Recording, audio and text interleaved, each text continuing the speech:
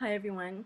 I have a few things I want to show you in this sort of mixed up video, but maybe I can get across what I want to show you. Okay, so this is Breaking the Set with Abby Martin, and on here she has Dr. Dahlia Wasby, who lived in Iraq until 1977, but I want you to hear some things that she has to say. And so it was a shock to go back. And let's take a listen to a pretty stunning clip from Mr. Dick Cheney regarding the first Gulf War. Once you got to Iraq and took it over and took down Saddam Hussein's government, then what are you going to put in its place? That's a very volatile part of the world, and if you take down the central government in Iraq, you can easily end up seeing pieces of Iraq fly off. It's a quagmire. You know, we see these same... Okay, so yeah, pieces of Iraq fly off. It's a quagmire. So the first Gulf War, does that mean 1991 with Bush Sr.? Well, maybe. I don't know. Got to get my history straight. And now here's another one that I want you to see. When she's talking about sectarian warfare, etc. Struggle for power in Iraq. And talk about how you think that sectarianism evolved after Saddam fell. That's after we showed up. Sectarianism was not. When she says after we showed up, she's talking about America because she is an American now. Not native to Iraq. This was imported and forced down the throats of the Iraqi people by the occupiers. In 2003, the Coalition Provisional Authority, formed the Iraqi Governing Council, which was hand-selected a certain number of ethnicity. Okay, I have to hear it again. Talk about how you think that sectarianism evolved after Saddam fell. That's after we showed up. Sectarianism was not native to Iraq. This was... Okay, sectarianism was not native to Iraq. Everybody coexisted, supposedly. So I know everybody's going to have difference of opinion on this, but Iraq was an ancient country, and the lid was kept on, you know, it wasn't like it is now. Even Libya was like that. There was, you could visit Libya, actually. You could visit Iraq before. So, something else I want to show you is, well, do you get the feeling that now, at this point in time and space, that you're being surrounded, that you're cut off from so many things in life, from a blue sky, from clean water, from natural food, from even rainwater, from freedom to not be spied on, and also do you feel that things are closing in, you know, like the government, like people have a natural mistrust of the government now and of the police because of their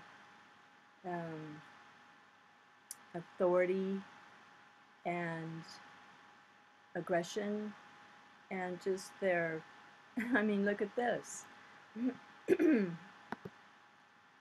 As wars wind down, sorry, small town cops inherit armored vehicles. So we have these more and more. And you can go to this was on YouTube, Yahoo, and you can go to see if your county has an MRAP here. So there's been a real steady increase in police stations taking advantage of this. It's free. They're giving them away free. So I think Los Angeles has about 9, and some of them look like this. So you can go to the website. The government will give them away for free, but they don't. There are fees involved with taking them on, which cost about $15,000, and each one costs about close to $800,000. But it's a bit intimidating to think that the police have SWAT teams that go out to, when somebody makes a call about somebody yelling next door, and then the SWAT team comes. And so here you can check your county to see if your county has an MRAP.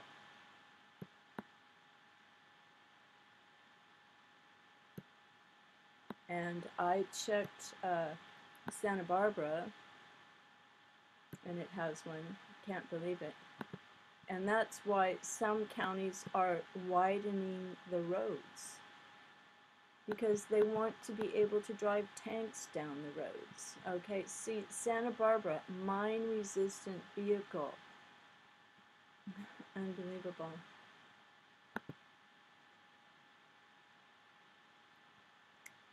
So I think they want to get these into the hands of the police departments, and they say, oh, these are leftovers, but they actually want to get them into the hands of police departments. And this is a way to do it. And you know, the stuff with ISIS and their threats to come over here, maybe the government wants them to come over here. How do you know that they don't? And if they can do things like,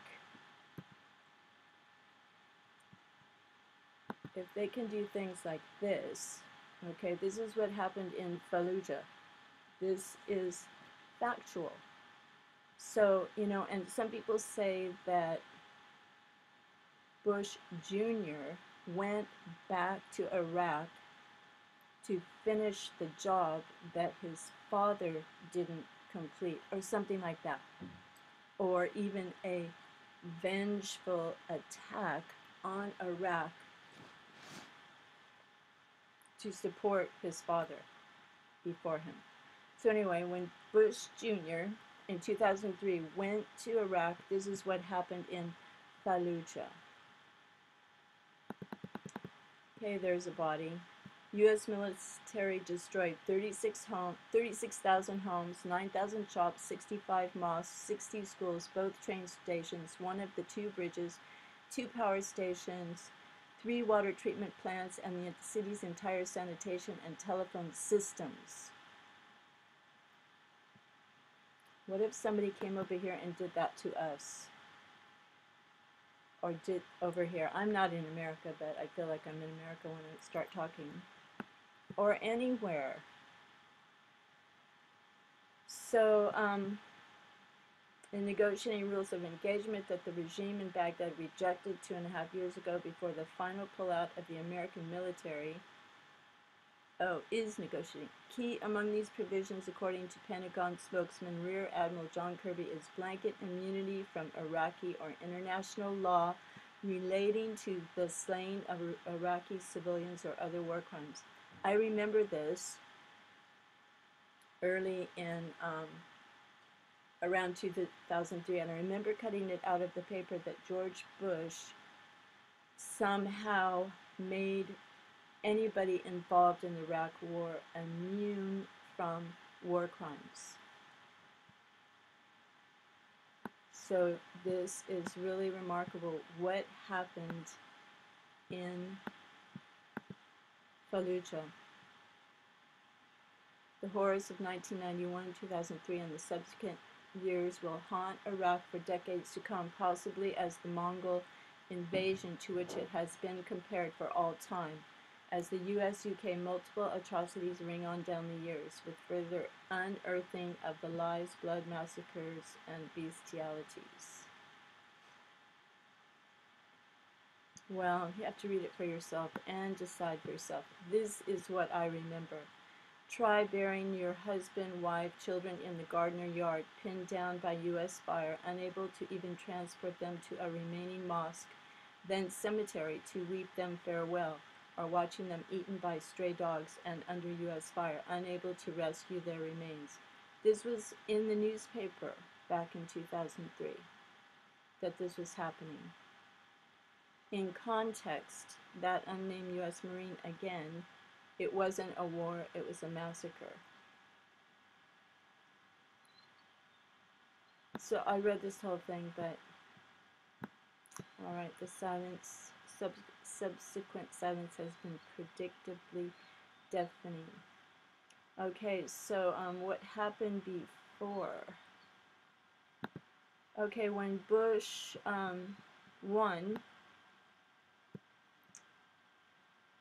went to Iraq and Kuwait because, okay, now you have to look at this also. Okay, Iraq invaded Kuwait, right? And I had heard that Saddam Hussein was goaded into the Kuwaiti war. There's lots and lots of information about that. The 1991 Gulf Massacre, myths and facts. So how will we ever know? We won't. We just won't. So Saddam Hussein was an evil torturer, right? He had like dens and caves where he tortured people, and but I don't know. A lot of other really bad things went on after that. So was he goaded into war? I don't know. But here is when Bush, they were retreating, and some people say it was civilians and soldiers and the army or the military retreating from Kuwaiti City on the ground, and Bush Sr. bombed them for like 48 hours starting at midnight and just bombed everybody. And this is a little documentary on that. There are two stories to this too. Some people say they were waving white flags. Some people say you can't attack a fleeing army who's given up. Some people say you can. You know, I don't know. But it's all evil. And in this documentary here it says, put one of the leaders, generals or somebody, he said, put some hate in your heart and go bomb them. So that's what you have to do. That's hate is running this world, and hate and death is not of God. It's of the evil God. Satan loves stealing people's souls, killing, death, murder, torture. That's what he and his servants are all about. East, the convoy was reported to be on the highway leading out of Kuwait City. Our first concern was, how do we stop the Iraqis from returning this military equipment to Iraq? So we put airplanes that night in across the highway. Roger, go 35 and 1,000 for 4,000. Pilots were ordered to stop the convoy at all costs. But that wasn't motivation enough. The commander sent the pilots into battle with the latest news report. That a missile had just hit a barracks in Dhahran, and that 60 or so servicemen were killed. And our mission was to go up and stop the retreating forces as they left Kuwait City. And he said, put some hate in your heart, and he'll be waiting here when we get back. When we took off, we'd expected to see convoys leaving Kuwait City, but we weren't prepared for the magnitude, the number of vehicles that were on the ground that we saw when we broke out under the clouds. The air attack was relentless. Bombs were dropped on the front and rear of the procession, trapping the rest of the vehicles in between. The headlights all went out, but because of the reflections of the oil fires and the twilight cast by the low clouds, I was able to still see all the vehicles on the road. Could see people jumping out of vehicles, could see doors opening, could see vehicles turning off into the sand, as well as those that we hit with our bombs. So some people say there were civilians. They were, I mean, it sounds somewhat believable. They were trying to get out of the city and not be killed.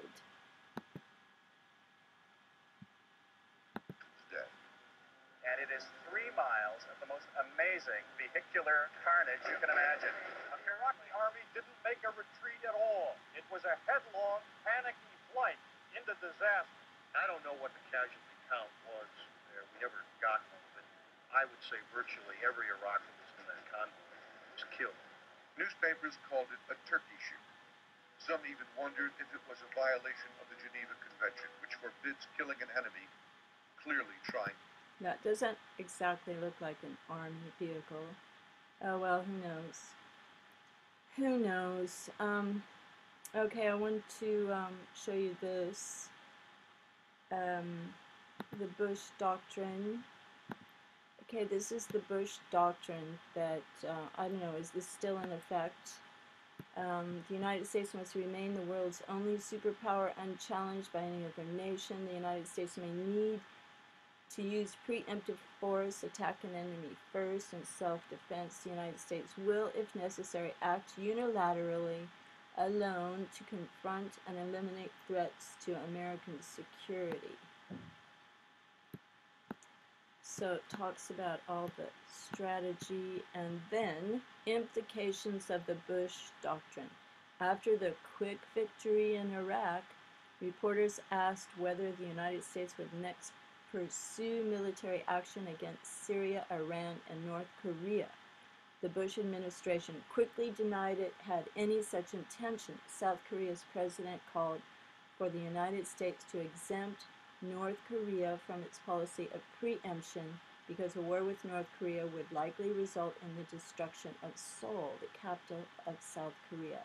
The administration refused this request, saying it would leave all options open, but it stressed that it hoped a diplomatic solution could be reached with North Korea, which is building nuclear weapons. Okay, so I don't know when this was written, but this site here is for learning, because look, they have activity. The class will research the article and other sources in order to debate this question. Should the Bush Doctrine be part of U.S. foreign policy? Well, is it part of U.S. foreign policy now? I don't know. But if right now in this point in time, if the threats about coming to the USA, and now you just heard, I just watched Anita Fuentes talking about how there was a tweet about coming for Obama first and beheading him and his whole family. Is this a planned kind of thing to say such a thing that gets people all worked up like they're getting closer? But what is with the open borders? What is with the police having tanks and considering every person in the USA a potential terrorist? Don't you get the feeling you're surrounded and in more ways than one, power taken away? Like you're in this fishbowl, they're watching you, but you know, you just power taken away. It's unbelievable. Anyway, so those are just some things. Here's Iraq body count that's been happening. Documented civilian deaths from violence. Total violent deaths, including combatants. I think this is kind of low. Some people say it's 1.5 million people. But if an army can do that to Fallujah,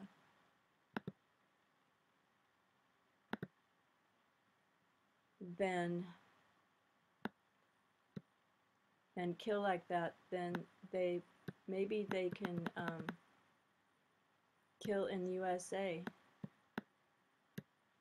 Maybe they can turn on their own. Soldiers are doing strange things in Fallujah. The soldiers are doing strange things in Fallujah, said one of my contacts in Fallujah who just returned. He was in his city checking on his home and just returned to Baghdad this evening. Speaking on condition of anonymity, he continued. In the center of the Julan quarter, they are removing entire homes which have been bombed. Meanwhile, most of the homes that were bombed are left as they were. Why are they doing this?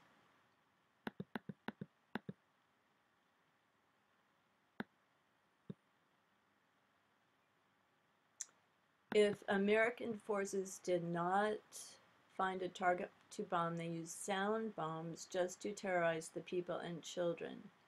The city stayed in fear. I cannot give a picture of how panicked everyone was. In the mornings, I found Fallujah empty, as if nobody lives in it. Well, even poisonous gases have been used in Fallujah. They used everything. Fallujah has been bombed to the ground. Nothing is left. I do remember they warned people to get out, but some people didn't have a way to get out. Well, so some of these pictures here are too terrible, aren't they?